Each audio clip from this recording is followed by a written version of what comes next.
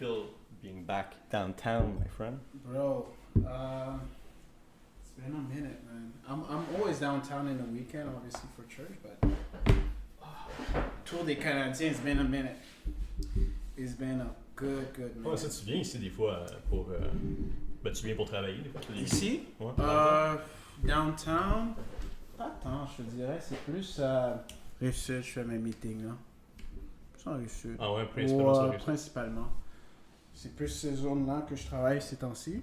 Puis, oh, it's good, man. Yeah. Do I look good? Bro, you always look good. Thank you, man. Always sharp. You Always too. I should have brought a suit. cutting edge. Damn, I should have brought a suit. Fashion. Man. Yeah, usually you have a lot of good suits. Yeah. Man. Next time, bro. Next time. Next time. Yeah. Écoute, mon chum, je suis content qu'on fasse ça ensemble. Yes, sir. T'es vraiment le genre d'ami, tu sais, je pense que ça fait comme 8 ans qu'on se connaît maintenant. 8-9, je pense. 8-9 ans. Ouais. Mais t'es le genre d'ami qu'on a vraiment une vraie amitié parce que il y a des années qu'on peut se voir Ouais. 3-4 fois par mois. Il y a d'autres années qu'on peut se voir juste 2 fois par année. Mais notre amitié puis notre relation ne change jamais. Je pense que ça, c'est vraiment la vraie définition d'une vraie amitié. Yes. Fait que je respecte beaucoup ça de toi, mon chum. Puis j'ai beaucoup appris de toi dans les dernières années sur plusieurs domaines. Je pense que la dernière fois qu'on a eu une bonne conversation, c'était en avril. On avait brunché ensemble. Ouais. Puis, mais il s'est passé beaucoup de choses depuis ce temps-là Ouais. avec toi. Première chose, first of all, you had your first kid, Yes, your first child. my baby girl, Nara.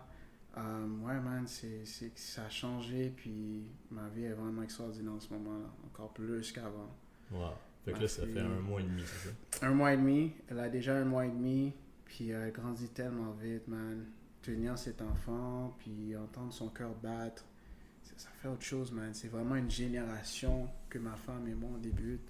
C'est au-delà de n'importe quel accomplissement. Tu sais. Il y a l'accomplissement avec elle, mais générationnel, it's extraordinary. Vraiment, là.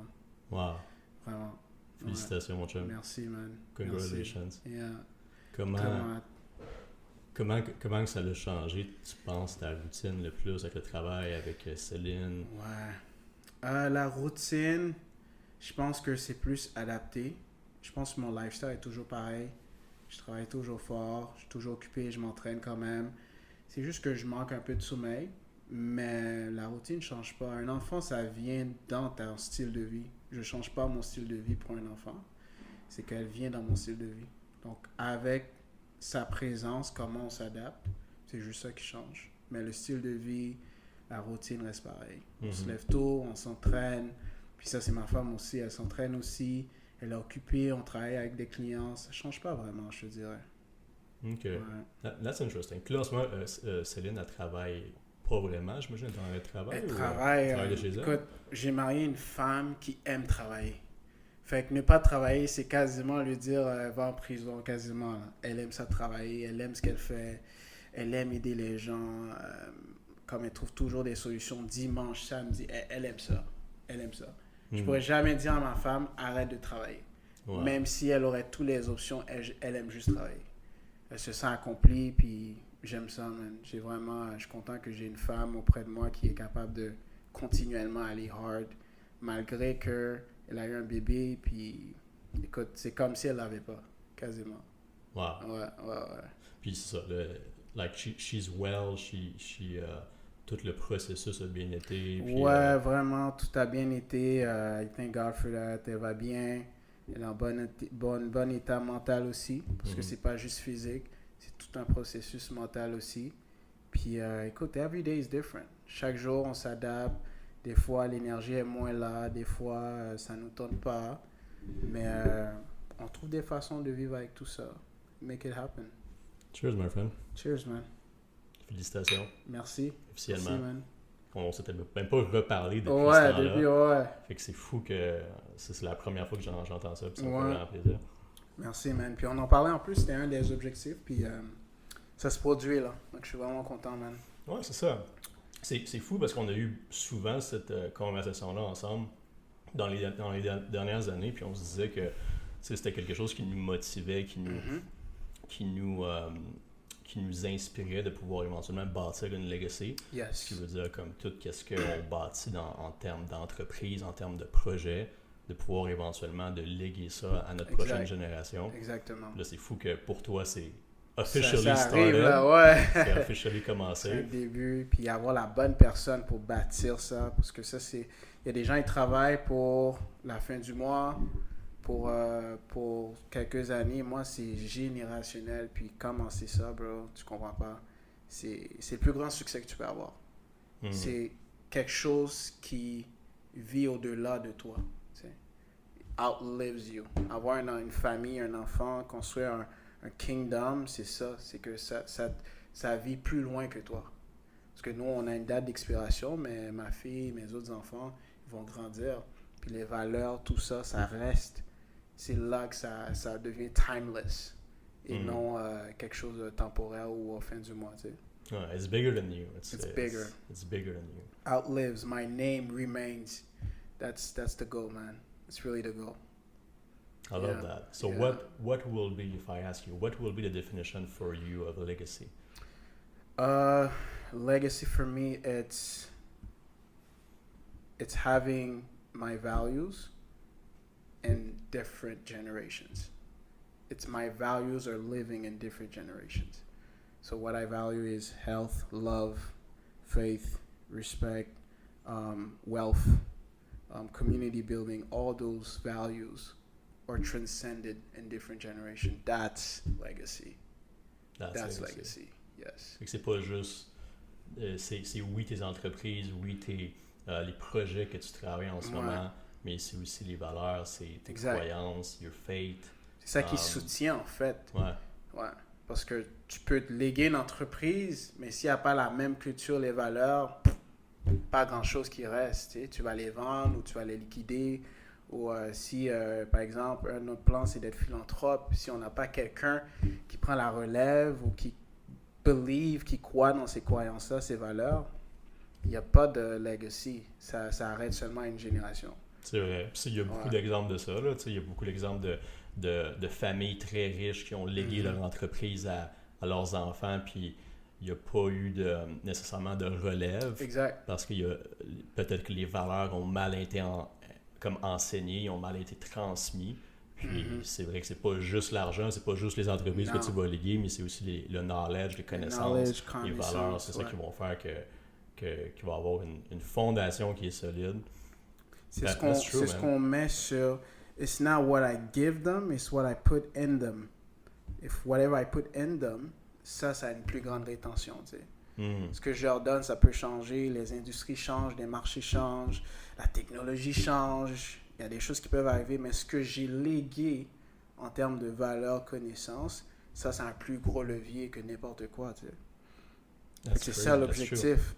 Fait que l'objectif, oui, c'est de travailler fort, faire tout ça, mais beyond all of it, c'est que est-ce que j'ai vraiment eu une empreinte, tu sais? J'ai pas juste passé quelque chose, j'ai laissé une empreinte. Que cette empreinte-là devient une autre empreinte. Là, ça fait un effet de levier. Et c'est là que tu fais vraiment une différence. Tu sais, quand tu vois les gens qui transforment des villes, des nations, des générations, ça en prend juste un qui a vraiment mis son empreinte, puis c'est fini, là. Tu sais. Fait que c'est ça l'objectif, puis pour moi, c'est ça le succès, là. Comme, il y a tellement de choses qui peuvent arriver, mais ça, là, c'est the main goal. Comment tu penses que tu vas transmettre ça? Tu vas-tu commencer jeune? C'est quoi ton plan ou ta vision un peu par rapport à... Parce que c'est vraiment ton premier enfant. Fait que, j'imagine que c'est essai-erreur au début, mais je pense que tu as des très bons mentors proches de toi. Il y a des gens qui sont super proches de toi que je connais très bien, qui sont énormément inspirants puis qui ont déjà, je pense, quelques années d'avance là-dessus. Mais comment tu vois ça, justement, transmettre ces valeurs-là dans un enfant qui est jeune? Au-delà de l'enfance, c'est pas juste l'enfant aussi, c'est la communauté. Tu sais, quand je parle de legacy, oui, mon enfant joue une partie importante, mais c'est les gens avec qui tu fais la différence aussi. Tes partenaires d'affaires, des volontaires avec qui tu bâtis tes communautés, des gens avec qui tu socialises, tu bâtis des liens, ça aussi fait partie d'un héritage. Parce que ces gens-là vont se rappeler de toi, ces gens-là vont retenir quelque chose de toi, tu sais. Puis je pense que moi, une façon, c'est que je commence par moi-même. Je dois inculquer ces valeurs-là avant. Je dois vivre comme ça avant. Je perds rarement mon temps à enseigner, mais d'être. Donc, je suis. So, if you follow me, si tu regardes comment je suis, comment je travaille, comment je traite ma femme, comment je traite mes partenaires d'affaires, mais ça devient une valeur plus que prendre le temps de dire comment faire, comment faire. Je suis avant cette personne-là. Donc, je suis les valeurs et les autres suivent ces valeurs-là. Tu comprends? Donc, ça commence par nous-mêmes avant. Puis après, c'est de projeter ça, puis de prendre le temps de l'enseigner, puis de bâtir autour de ça. Puis c'est là que ça consolide. Donc, premièrement, chez moi, par exemple, mon enfant, chez moi, je suis avant ce genre d'homme. Je suis cet homme qui respecte sa femme, qui travaille fort, qui fait une différence, qui fait de la business. Puis quand mes enfants vont ça, c'est plus facile après l'enseigner. Mais je dois l'être avant, pas juste parler que j'aimerais, tu sais. C'est vrai, parce que dans le fond, les enfants, c'est ça qu'ils font. C'est qu'ils vont, ils vont copie. Copier leurs parents pendant Exact. les premières dizaines d'années. C'est ça qu'ils vont vouloir faire. Exact. Jusqu'à l'adolescence, ils vont vouloir faire le contraire. Ouais, mais c'est ça. That's normal, I guess. Mais c'est vrai que la meilleure manière d'enseigner, tu le dis, c'est de le faire par toi-même, Exact. de l'être. Exact. So that's going to be the best Exact. way to teach them your values is to actually Be the value be first. the values Yes. first. Yeah. Yeah. Once you are, it's easy to learn, to teach. Actually, you don't even need to teach it because they see it. Ça devient une référence. Tu sais. C'est même plus comme est-ce que je cherche. Non, c'est une référence. Yeah. So maintenant, c'est de consolider, de mettre des structures en place, de les impliquer dans certaines choses, de voir de day-to-day, qu'est-ce que tu fais, comment je travaille en équipe, comment on consolide les communautés, comment on bâtit ça ensemble, puis après, c'est là qu'ils pratiquent ces valeurs. Donc, ça prend un système, une structure pour qu'eux, ils pratiquent ça, mais ils l'apprennent à la maison avant. So, that's always, pourquoi depuis je me suis marié, ces valeurs-là sont les mêmes. Maintenant, avec mon enfant, c'est 2 fois plus, parce que ça devient encore plus important, tu sais. Ouais. Interesting. Yeah. Ça fait du sens, en fait. Ça fait du sens. Fait que c'est plus facile qu'on le pense, mais ça commence de nous, en fait. Ça commence de nous, comment on aborde nos valeurs, puis on prend action là-dessus. Tu penses-tu, au niveau de l'école, est-ce que tu vas, like, which kind of, you have any extraordinary plan on that, or it's just going to be like Quebec school and... Je regarde encore, j'ai quelques amis qu'on parle de projet, probablement de créer quelque chose d'intéressant, où on peut protéger toutes les connaissances qu'on a et tout. Mais on travaille encore là-dessus. C'est pas officiel, mais je dirais que l'éducation commence à la maison. Je fais pas confiance aux gens de juste enseigner mes enfants comme ça. Non, je contrôle, je dois avoir le contenu, je dois voir qu'est-ce qui se passe. Puis ça va au-delà de juste maths, français, là. C'est vraiment comme comment utiliser son esprit critique, comment socialiser avec des gens, comment saluer des gens. Ma fille, elle est toute petite, puis j'ai à faire rencontrer du monde. Je veux pas qu'elle soit trop timide, trop serrée, trop si. Je travaille avec elle. Donc, elle voit encore là, elle est trop petite pour comprendre. Mais quand je suis au téléphone, elle voit que je parle avec des clients. Donc, elle voit un peu mon style de vie. Puis, ça aussi, ça a une valeur. Comment je suis avec ma femme quand elle est là, elle voit que je prends soin d'elle. Donc, tout ça aussi, c'est plus cette éducation-là qu'on se focalise en ce moment-là. Il y a juste 1 mois et demi, là.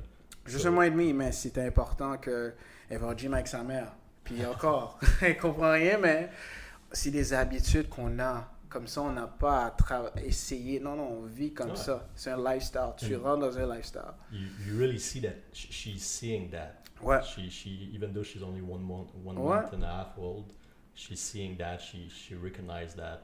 Ouais. Elle le voit. Elle doit voir que, ok, papa est comme ça, maman est comme ça, maman s'entraîne, papa s'entraîne.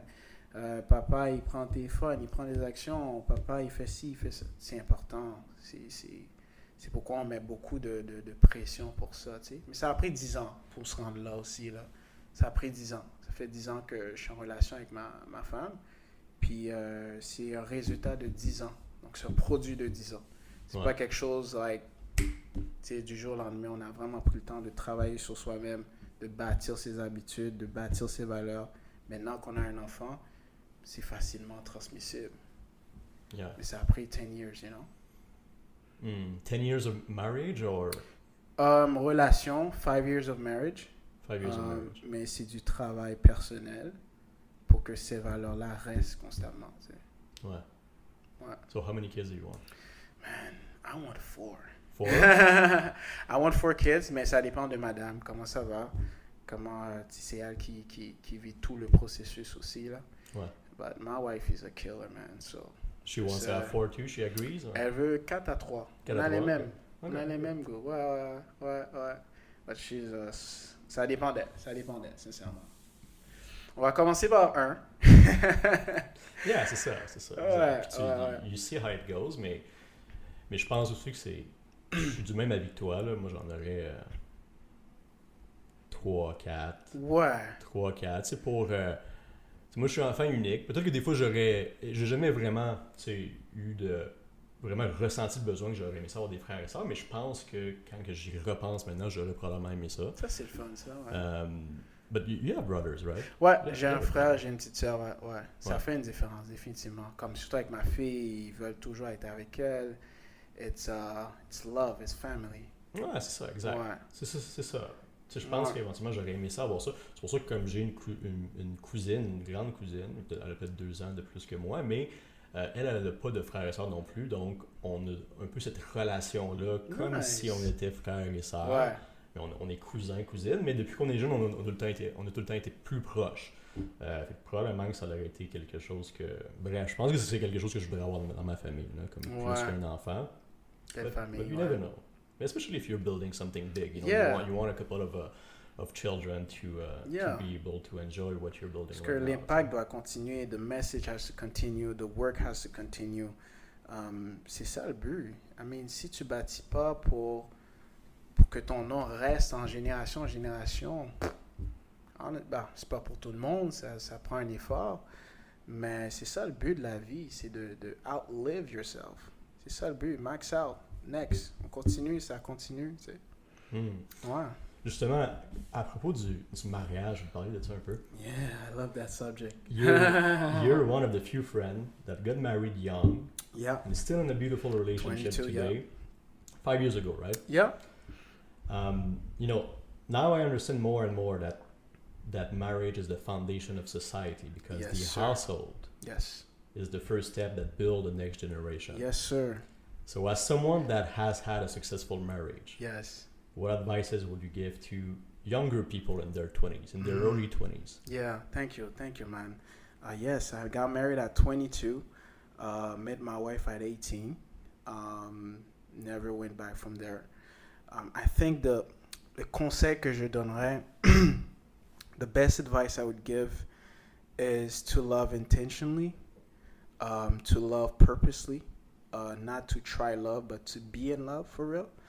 I would say too to discover your self-love. If you know how you love, you will know how to receive love and how to give love.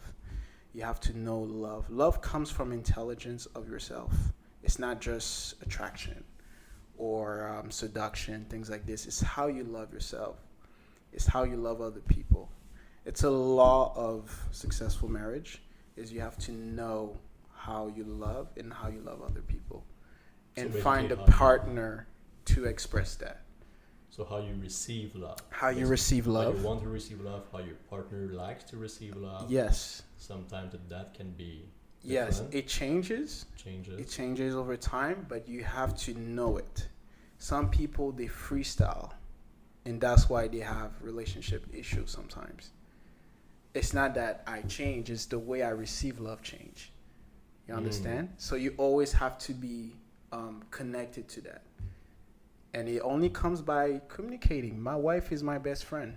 Every Saturday, it's been like about 8 years. Every Saturday, I rarely missed a brunch with my wife. Rarely.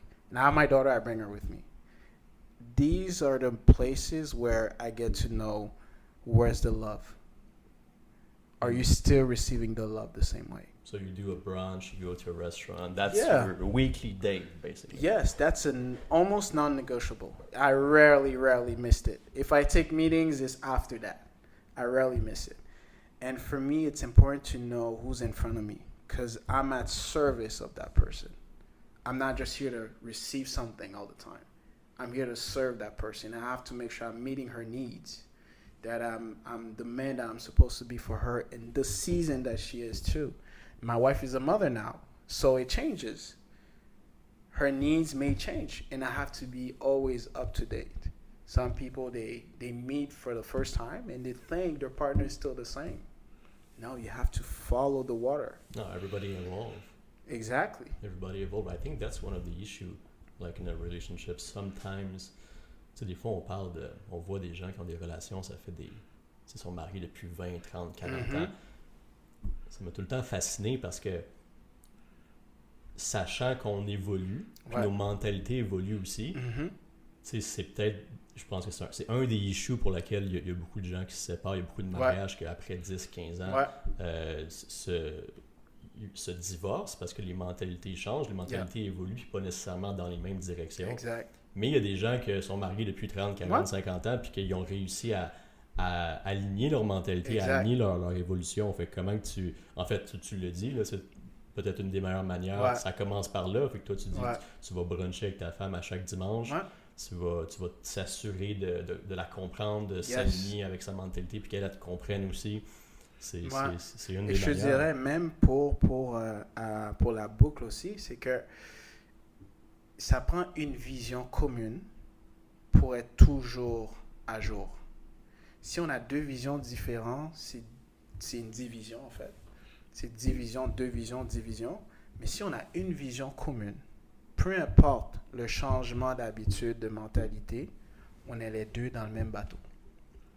Et c'est ça qui aide beaucoup. Souvent, les gens se rendent compte, ils ont deux visions différentes pour leur mariage ou pour leur relation. Ça commence déjà par une division. Oui, c'est Puis ça. là, on essaye de faire semblant, on essaye de soutenir les deux bouts. Mais quand on a une vision commune, même si tes goûts changent, tes préférences changent, même si certaines industries changent, au moins on a une vision et peu importe ce qui arrive, on va toujours être aligné par cette vision-là. Puis c'est ça qui tient le couple. C'est qu'on a une vision commune. Peu importe ce qui arrive, on est ensemble dans la même vision. Fait que vision au niveau de comment que tu spreaderais out, mettons cette vision-là, vision au niveau de la famille, de vie, juste de vie. Commencer par ça, tu sais. Ta femme peut être dans un domaine X, elle peut avoir une vision de s'accomplir personnellement, c'est correct. Vision de famille, est-ce qu'on a la même vision de famille? Est-ce qu'on a la même vision de religion, un exemple? Est-ce qu'on a la même vision de l'amour, de l'amitié? C'est des choses vraiment fondamentales. C'est là que la vision doit être. C'est quoi ta vision de vie? Est-ce qu'elle est semblable? Est-ce qu'on peut travailler vers cette vision de vie ensemble? Good. Let's build. And every day, we make sure it happens. That's how you stay in the boat. Peu importe les vagues, les marées, on est sur le même bateau parce qu'on a la même vision. That's the premise. Si tu commences pas par ça, tu as deux visions différentes, puis on essaie de joindre les bouts, c'est très, très difficile. C'est pas impossible, ça arrive, c'est très difficile de soutenir quelque chose comme ça. Fait que c'est d'avoir vraiment une vision, mais sur les points fondamentaux de la vie. Là. Fait comme que tu dis, la famille, les valeurs, les croyances, comme tu dis, religieuses, ça, c'est absolument important aussi, ça c'est sûr. Mais ces 3-4 points-là fondamentaux, il faut que tu aies une vision. C'est la base. Il faut que ça soit semblable. Qui est semblable. Puis après ça, ce que tu dis, c'est que oui, vous allez évoluer, vous allez grandir, mais si cette fondation-là est la même, les chances que vous allez grandir dans la même... Exact. Dans la même direction sont... On va au même endroit. Fait peut-être que tu veux plus te réserver ou plus être upfront. C'est pas grave, mais on a la même vision. Puis c'est souvent la vision qui soutient tout le monde. Si tu n'as pas de vision, you perish. It doesn't work. No vision, there's no hope. Donc, quand il n'y a pas de vision, il n'y a pas de but, there's no purpose. Fait que c'est très important dès le départ d'avoir une vision similaire qui nous soutient. Parce qu'il va y avoir des moments difficiles. Puis c'est même pas obligé par rapport au couple, ça peut être individuel. Mais comment on va passer à travers ça, c'est notre vision. And it has to be attractive. Ça peut pas être plate. It has to be motivated, for sure. Ça doit être motivant, ça doit être gratifiant, ça doit être plus grand que juste être heureux, tu sais. Ça doit être comme, it has to be meaningful enough to keep you going. You gotta be inspired by it. Oh, babe, here's how I see our family. Here's what I want to accomplish in this world. Let's do it together. That's attractive. Yeah. Puis là, je te dis, il va y avoir des moments difficiles. And if you're doing something great, ça va être difficile. C'est garanti. Mais au moins, tu vas toujours être in the boat. Don't get out of it. Don't sink. Don't give up. Stay in the boat. That's attractive. That's how you build long-term relationship. 50, 40, 60, 80 years strong. Because we're still in the same boat. Yeah. Well, that's great. You know, I'm sure we can say that the fact that you've been married young was in part caused by your strong spiritual belief. Yes, right? Absolutely. So how would you describe your relationship that you have with God when you first got married, from the moment that you first got married to the moment that now you have your first child? Yeah, it's a great question, man. It's first of all, to start, my belief is I'm a Christian. And what I've learned in my belief is the power of a kingdom mindset, a kingdom life. What does it represent? It's a long-lasting, healthy relationship with God, with yourself. Because when you have a healthy relationship with God, you have a healthy relationship with yourself. Because now you understand how to love people, how to be better, how to feel better, how to give more. And from that, I was able to love somebody else better. Because it's a spiritual thing before it becomes physical. Everything starts spiritually. Everything. You want to win, you have to believe, you have to see it, you have to embody it. And those beliefs transcended into a healthy relationship. And now I'm able not to be just a better man, a better husband, a better father. Because first of all, I had a better relationship with God first. So c'est vraiment, ça commence en haut, spiritual, and then it start going down. Now you see the blessings.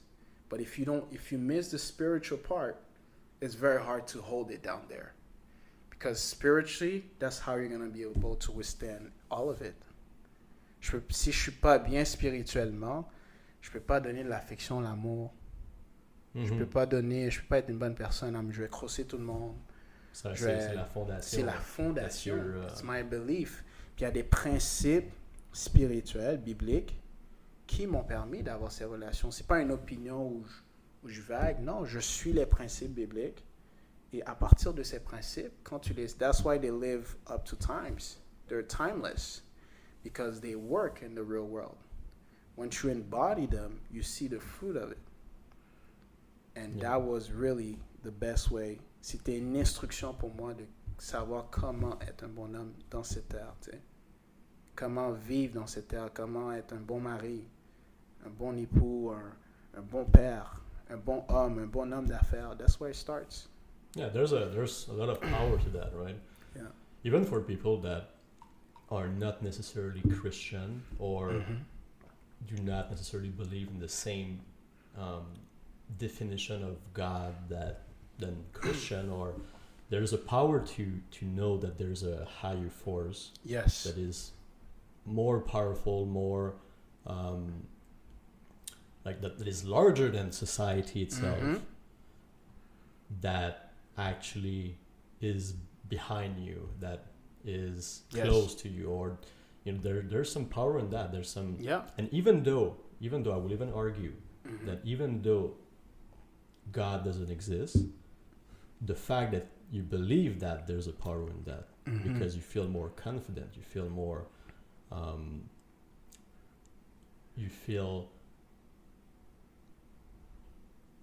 il y a plus de comment je pourrais expliquer ça, il y a plus de confidence, de strength, de plus de force Je comprends. dans tes actions de tous les jours, Yeah. parce que tu sais qu'il y a une force supérieure qui te soutient, that supports Absolument. you. Absolument.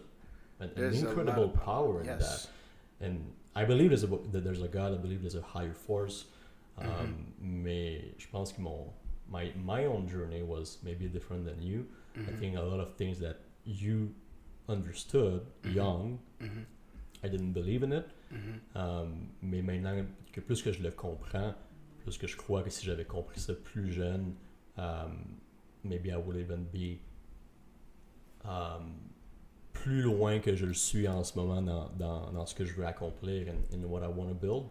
So I really believe there's a great power into that. And puis comme que tu dis, c'est like what's going on in your head. Yeah. So your spiritual foundation is the foundation of everything. Yes. Everything that you're going to do in life, if your spiritual connection or if your spiritual foundation and principle are not aligned, ça marchera pas. Il y a trois parties dans un être humain. Il y a le spirituel, il y a le physique, puis il y a l'esprit, il y a le... Je ne vais pas confondre tout le monde, mais ces trois parties-là, il faut que tu les traites dans les dimensions auxquelles ils doivent être appliqués. Si tu veux perdre du poids, il faut que tu t'entraînes. It's physical, right? Si tu veux heal spiritually, you have to deal with it spiritually.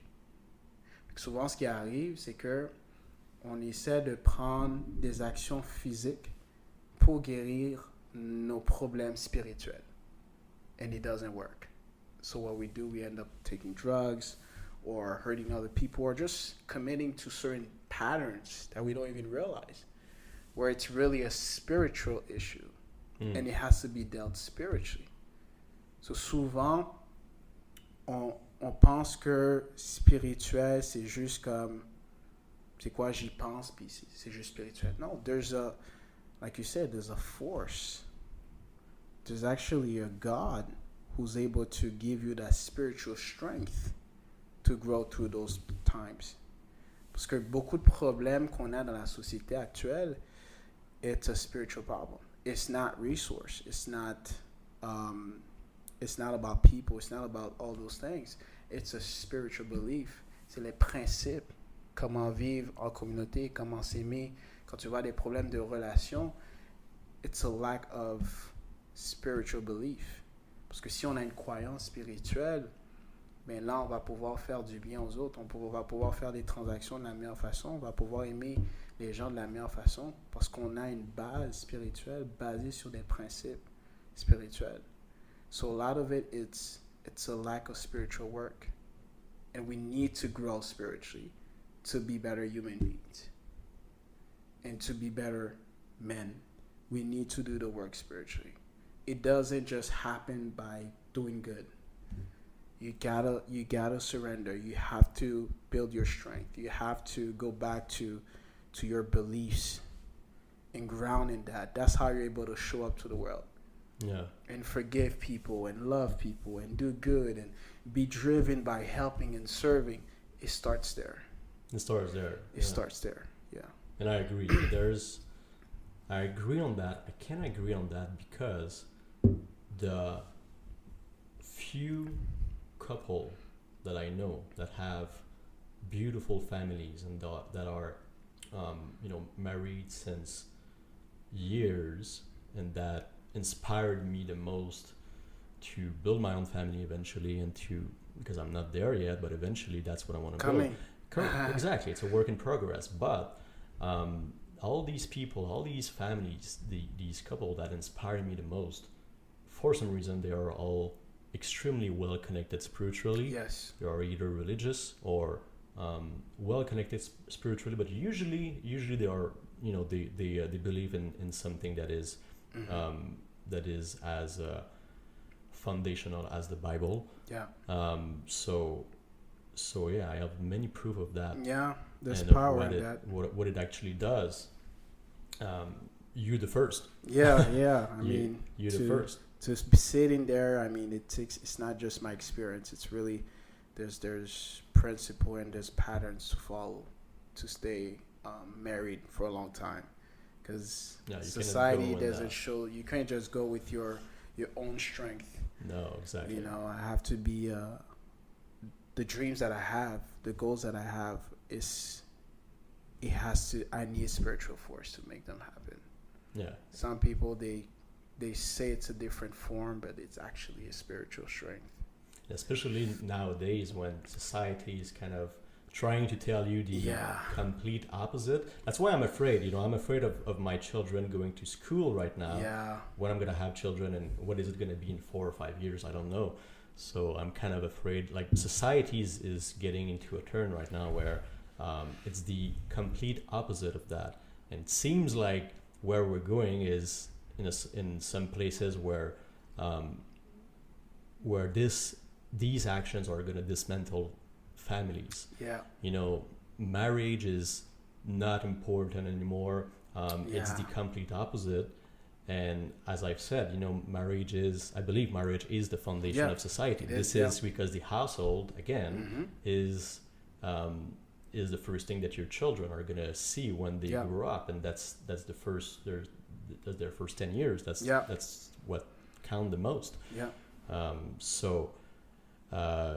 So yeah, I'm kind of worried about where society is going. Yeah. But I believe that with people like you, families like you, and friends and communities, and it's just refreshing to see that there's still people that believe in these values. Yes, there's a few. Yeah, correct. That will produce the next a part of the next generation that is still going to be on track and still going to be solid and still going to be great in their values. And we need people like you to build the next generation. That's why we're heavily implemented. For example, in our church, Essential Church. Shout out to Essential Church. We're building like great communities. We're spreading values. We're spreading love. I think people need love, man. It's crazy. Like so many suicide. I've met men that are borderline suicide, and we meet, and just me sharing love to them, it was able to all right, bro, you know what, it helped me out. Like we need people like this, and the only way you could do that, it's really by having those spiritual strong beliefs, the love of God, the love for people, the love for the community. These are values that we're working hard to continue in spreading. And especially with young people, the love is actually the motivation. It's the motivation. It's the love and the hate of death and people suffering and people hurting each other. It's just so hurtful, man. Families are breaking down. People are hurting themselves. They don't have alternatives. They're going towards drugs. And because they don't know other ways, we're not judging them. It's just they don't know the other way. They haven't experienced something else. And that's why my wife and I and a whole community, we're like working and pushing weeks and weeks. We're spreading the word. We're spreading the love so people could always find a place where they could heal, where they could become better human beings, and they come out and spread it to other people. So that's really why we do this. When I talk about generational, these are the things that our society needs. People are in pain. People are suffering. They don't have a reference. The only reference is short dopamine. Short dopamine. Short dopamine. It doesn't last. And only spiritual transformation. And I'm really proud of what we're doing right now in Essential, and we're doing great work. Very good work. I want to congratulate you on that for sure. It's been it's been maybe 5 or 6 years that I know George and his family that started the church. Amazing guy. Amazing people. Shout out to them. Shout out to them, seriously. Like these are one of the family that I know personally that have inspired me the most into building a successful family, building a successful legacy like these guys are. It's amazing. Literally incredible.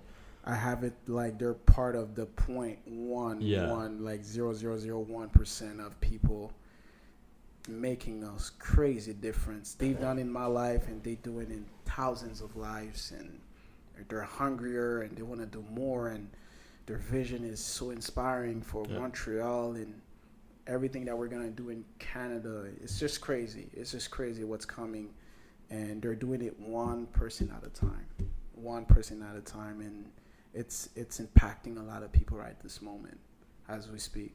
At this moment, it's crazy what's happening right now. And they're young, right? Jordan's Very probably 34, 35? Around 40, yeah. Around early 40? 40s. Early 40s. See, I thought it was 35. Shout out to George. Early 40s. I think these people, man, it's again. They have a long way. They have still a lot of time to build what they're building. The love is undescribable. The way they love people, the way they love their families. It's crazy, man. I haven't seen that. I haven't seen that nowhere. Seriously, it's very inspiring. Yeah. Me neither. Yeah. Another thing I want to talk about. You just had your real estate license. Yes. But you were a real estate investor before, right? Yeah. So I know you did a lot of real estate projects in the past years. We talked a lot about real estate investment in recent years. Mm-hmm. So I want to just get your take on that. You know, we are close to getting into 2024. Mm-hmm. Interest rate is high, probably at a yearly high. So we are probably finished with that hiking cycle. What we think and what most experts think is that we're probably going to start cutting rates 2 or 3 times next year. So how do you see that in terms of affecting the real estate market in 2024? Do you think that it's going to be good? What kind of opportunity are you looking in? Yeah. I just want to pick your brain on that. Yeah, sure. In Quebec, the market in Quebec, I'll speak for Quebec. What I've noticed, there's never been so much transaction in a year in the market like this. Last time I checked, it was 93,000 transactions right now in the market. It's funny because the news says, it's not a good time to buy and this and that, but there's never been much transaction right now. The simple reason why is even in December, the reason why, it's simply because we're having assets in a cheaper price, period. And because of that, we're having assets under $100,000 compared to COVID. Now people are buying more assets that are going to be valued over the years. Before, we used to pay 100 more and then 200 more for these assets. Now they're cheaper. And because of that, a lot of people, a lot of investors are attracted by those assets. They're buying them, they're holding them for the long term. This is the wealth gap. The wealth gap is right now. And what's going to happen is when interest rates going to drop, more participants are going to come in the market. There's going to be more competition. And you're going to probably have to pay more for that same assets. So many of our clients now, they're buying assets under $100K because they know when interest is going to be low, they has no choice but to appreciate over time. And right now in 2023, end of 2023, 24, this is the best time to really go heavy on buying assets. Because the same house that used to be sold for $500, right now you could get it at $420 in the market. And it hasn't happened for a long time. The last time it happened, it was quite some time. Yeah. Do you see a lot of negotiation going on in the market right now? Yeah, aggressively. Like aggressively, exactly. We're negotiating aggressively. We have $50,000-$40,000 rebate for our clients aggressively. That's what I will do. There's people that there's always, as you said, the news and everything. There's always people that are going to say no, it's not a good time to buy. Interest rates are too high. But the truth is, if you're a real investor, you know that any types of market there's opportunities. Always, yeah. And it's funny that you say that because I'm a believer that in the past year and a half, if you would have been, and it's still going to be that way in 2024, in the beginning of 2024. But if you would have the best strategy to buy would have been to just pick a property, pick the type of property you want, and make 10 really low ball offers. and there's gonna be one or two that are gonna be accepting your offer, even though it's 30-40% off the market. Yeah. Because interest rates are too high and they cannot pay their property. They want to, put their money elsewhere. Yeah. So that is still, the best way. So that is still the best way right now. Mm-hmm. And in 2024, when the rates are going to start cutting again, it's still going to be kind of the same type of market. But as you said, there are going to be a lot of participants, more demand. Yeah. A lot more mortgage applications are coming when the rates are going to drop. But the thing is, the more people are running away from those rates, the better it is. It's better to pay an extra $500 for a mortgage, but your asset is valuing pretty quickly after 2 years. For example, I'll give you a simple strategy right now. If someone buys a house for $480, let's say in the north side of Montreal, you buy it for $480. In 2 years' time, this asset will be worth $580. Guarantee. I don't like to guarantee in finance, but I could almost guarantee $580. Almost, yeah. Because of the negotiation process in hand and the interest rates. People are expecting lowball offers. It's not like they're trying to avoid it. People are expecting lowball offers right now. Right, because that's what most investors are doing. Exactly. Yeah. And depending on the product you're buying, if it's a condo, if it's a plex, or if it's a single home, whatever product you're going to buy right now is going to be a sure investment for the next 2 years easily. At least for the time that they're going to... I mean, real estate is always a sure investment on the long term. Yeah. I'm a big believer of that.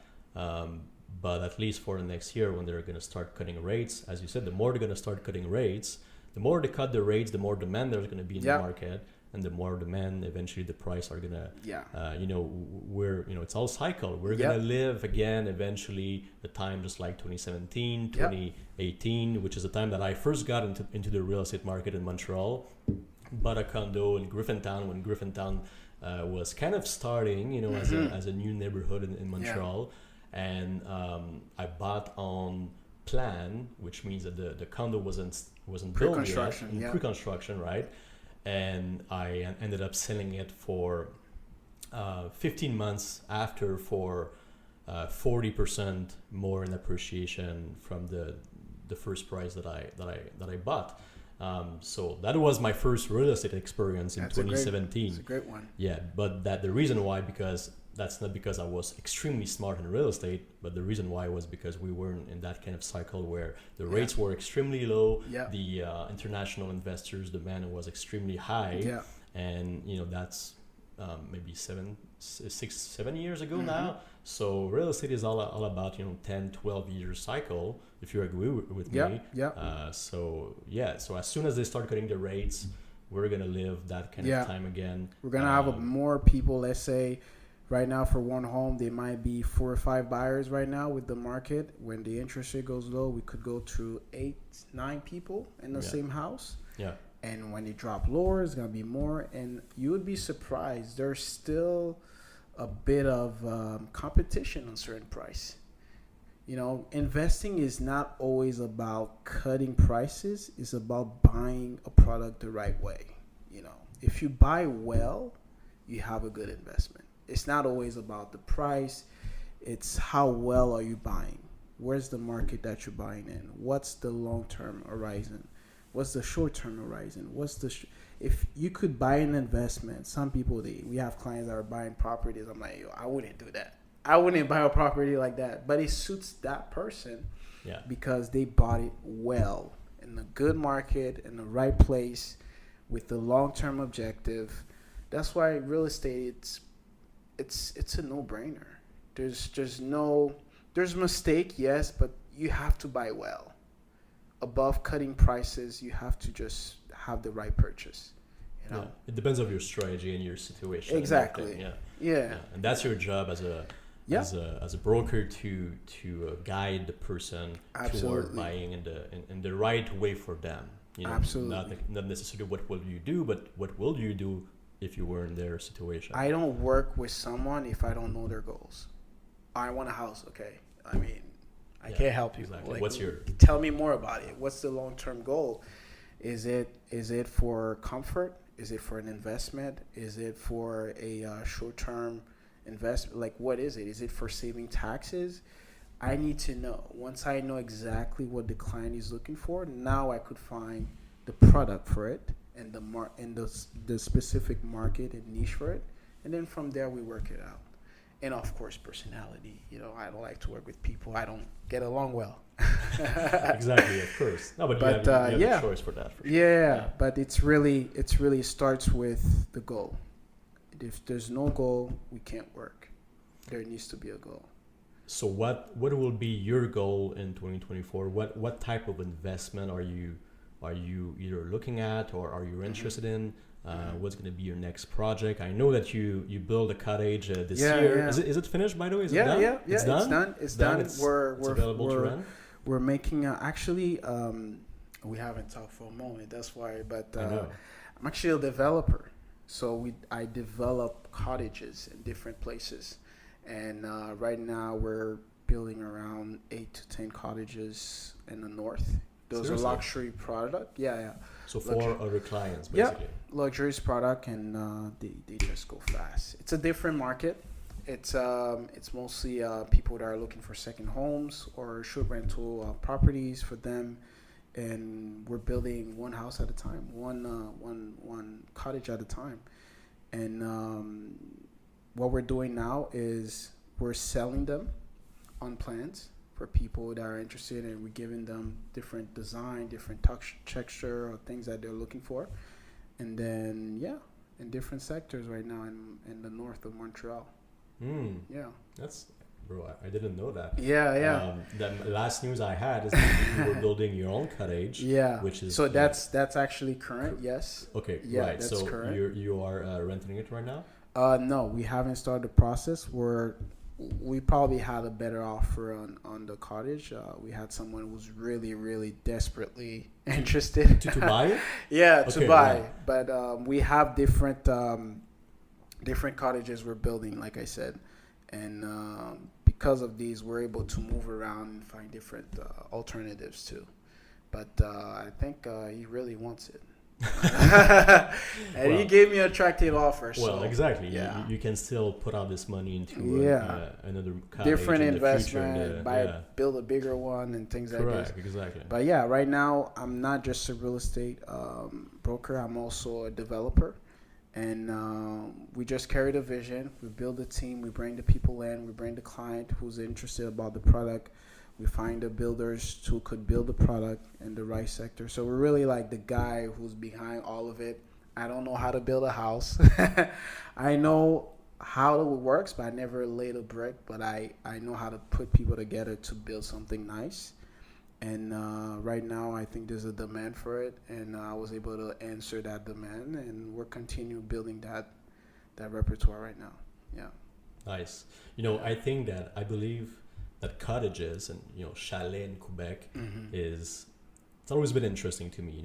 I've invested a lot in Airbnbs in the past years, which were mostly downtown, but I know that cottages are kind of the rental asset that people don't really talk about. Yeah. But in terms of cash flow, that's the best you can get. Yeah. That's the best you can get in Quebec. Yeah. So we're investing in a traditional business. I mean, right. Chalet cottages has always been a place where you reunite with your family, where you strategize the next year, where you connect with your loved ones, where you really took this time to really resource yourself. There's a lot of sentiment value in a cottage. And most people, their life goals after working hard is to have a cottage. Most people, they take their money, they leave the city, and they retire in a cottage. So it's a product that's always been in demand. People need it. It's a tradition. It's a tradition, and tradition business never go away because it lives over and over and over and over. I mean, cottages existed way before us. Way before we were born, people were renting cottages, and now it's even more and more important. that people need cottages. Yeah, especially after COVID, right? Like especially a lot after of people COVID. Some people, they can't afford to travel, but they Correct. want to have an experience. They could find a cottage to have that experience. And I think there's still opportunities, and we're gonna continue building that market. And yeah. So what kind of what's the exact neighborhood that you're? So right now we're at Saint-Côme. Saint-Côme. Saint-Côme. Close to Tremblant, probably. Not too far. Not too We far. have other lands in different sectors close to Tremblant. There's so many developers there. It's almost a secret. Like, people are really building a lot of things out there, and because people need it. There's a need for a trend that's coming right now. They call it condotel. So it's a condo, like a hotel. Condo hotel. Yeah. Near skis and things like this. They go in the fly. People are buying these products, and it becomes more and more like a portfolio almost for people to have a cottage to do their short-term rentals. Yeah. So in terms of building your own real estate portfolio, that's what you will be looking more for in the next year. That's going to be more in the cottage field. That's part of our portfolio is cottages for sure, and other investment, commercial and different multi-residential investment as well. But for now, we're acquiring a lot of lands where we operate our developments right now. Yeah. Correct. Okay, but you're still going to be looking at some plexes, Absolutely. or are you still interested in that? Or yeah, absolutely, absolutely. We're working on plexes too, commercial side. So that means we're looking at 6 and plus in different sectors, especially in the south of Montreal. I think there's a huge market there too to exploit. Yeah. So we're working in that area right this moment. Yeah. Okay. So anyone that for anyone that wants to start investing in real estate in 2024, what kind of advices will you give them? What would you say to someone, in their early 20s, or, maybe mid 20s that wants to get into real estate, never got the chance, but is ready in 2024 with the current interest rate, with the current market cycle? What will be your advices? So to invest, for an investor, I would always say to start small, because it's easier to manage. It's easier to scale from there. If you're not, depending on your experience, you might be someone who could gather multiple funds and do bigger projects. But most people in the 20s that doesn't have a lot of information, I recommend them to start either with a condo or a duplex. The simple reason is you don't need a lot of financial at front. You need 5% to start. 5% of the value of the home price, and from there you scale up. You rent, you refinance, you take the money out, you recycle somewhere else, or you sell and you take the money like you did in 2017 and invest it somewhere else. So I think off pre-construction is good too. When you start, the payment process are not too demanding. 5K here, 6, 7. You could start reserving a few lots. It's a good way to start, in my opinion. And then because basically when you buy a condo, for people that don't understand, when you buy in pre-construction, let's say the property is going to be ready in 6 months. Yeah. 6 months. You have 6 to 8 months that you're not paying any mortgages, exactly. But you still have the right to the property. Exactly. So if the market appreciates during that time frame, you're going to make the appreciation without paying anything. Correct. You could sell it right away. You can sell it right away. Or refinance refinance it. So there's a lot of strategies. But to start, I always start small, because real estate could be overwhelming depending on, it's a business that requires money, experience too. So start small, something that's easily manageable. And from there, you scale. Once you have your first investment, it's easier after. You just print money from there, and then you finance other things, and you get the ball rolling from there.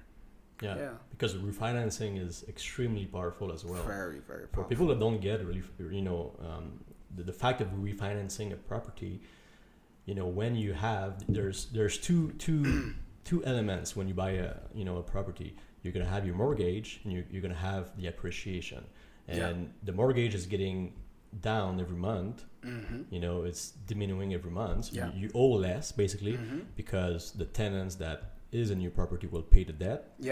So the tenant is keeping the mortgage to go down every month for you, but if you're in a good market, the market is going to appreciate. So the gap between your debt and the mortgage, your debt and the market the market price, value, market value, correct, is your equity. And at some point you can, by doing a new mortgage, if there's a difference between your mortgage and the market price, you can take out this equity. And tax-free, by the way. Tax-free because you didn't sell any property, so there is no capital gain. And from that, you can take that equity and buy another property. Yes, sir. And then keep going on and on and on. That's how wealthy family have. So you just need to start with one. You just need to start with one. Once you start with one, that's easily manageable. You know, I say condo because, you know, it's just one tenant. The product is usually condos are pretty recent. So they're in good state. There's not too much management to do. You start with that. And then you go from there. You just got to buy it in the right market and have it buy it well, like I said, and then move up from there and build equity. And like you said, buy other things, refinance, buy other things, or a duplex if you can, and keep your job. Because your job helps you. Or your business. That too. Allows you to finance other projects. I know a lot of people that leverage their finances because they were able to prove it as a mortgage application to be able to get other assets because they have enough income to acquire other assets. So that's very important as well. That's a point that people don't know, but you could use your main source of income as proof for mortgages.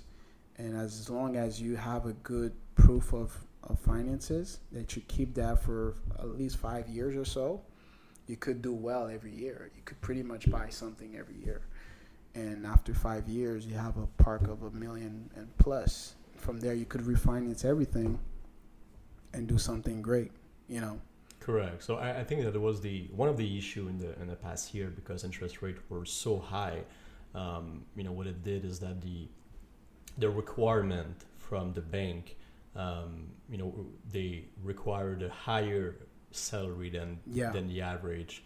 That basically what it was before. So people that were making like the ratio between the buying price and of the property that they wanted to buy and their salary was like too low basically. Too low, if you were making $200K a year, you couldn't buy something that was $500,000. Yeah. That was because the interest rates were so crazy. high. Yeah. And debt too. Debt is part of it. It's not just income. Correct. I think your debt to income ratio right now, if you go between 38 to 40%, there are banks that are willing to finance the purchase. Correct. But now the interest rates are going to go down, so it's going to make it easier for anyone that that have a good salary. The ratio is going to be more accommodating, favorable for them for their first or second properties.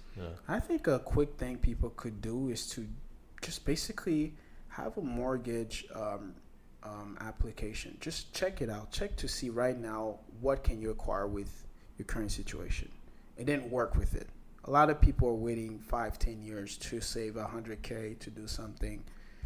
With what you have, what can we do with the money that you have?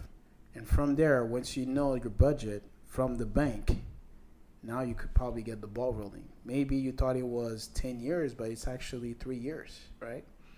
And partner up with people. I like deals with collaboration because collaboration always speeds up the process.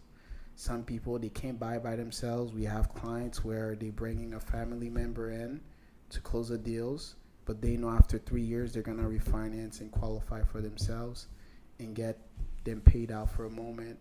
So there's so much strategies. You just got to start. Just got to start and find the right people like you that can guide them towards building the right strategy. Yes. There's so many strategies. You can't Google them. They won't tell you.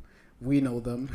It's like anything. It's like in finance. You can't Google. The best secrets are not kept by Google. No. You got to find the right people. Yeah. So people that, that wants to do their first purchase in real estate next year, how can they find you? What's the best way to reach you out? So I'm easily accessible to Instagram, Facebook. I have all my information there, and I have a lot of content to actually give people a sense. I believe in giving value first. If you go, I have an ebook there.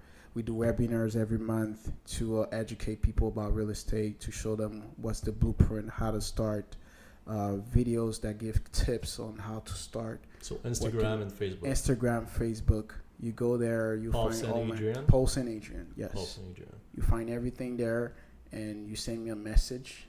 Usually, I call inside of 24 hours. Usually. Okay. Yeah. Polvsen, it was great. Thank you, man. It was great, my friend. Yeah, I think that's a good ending. Yes. People can reach you out on Instagram and Facebook on that name. I'm going to put the link in the description. Yes. But then thank you for being there. My pleasure, my friend. Thank you for allowing me to share again values and beliefs and everything that's possible, man. I appreciate that. You know, I think you're an extremely interesting person because you're not only business smart, not only investing smart, but you also, you have a lot of knowledge about spirituality, family, great values. So honestly, it was just great to have you have this talk, have this good conversation with you, and I'm glad this was recorded. I'm sure it's going to bring a lot of value to anyone that will listen to it. Thank you, man. So thank you, my friend. Bye, everyone.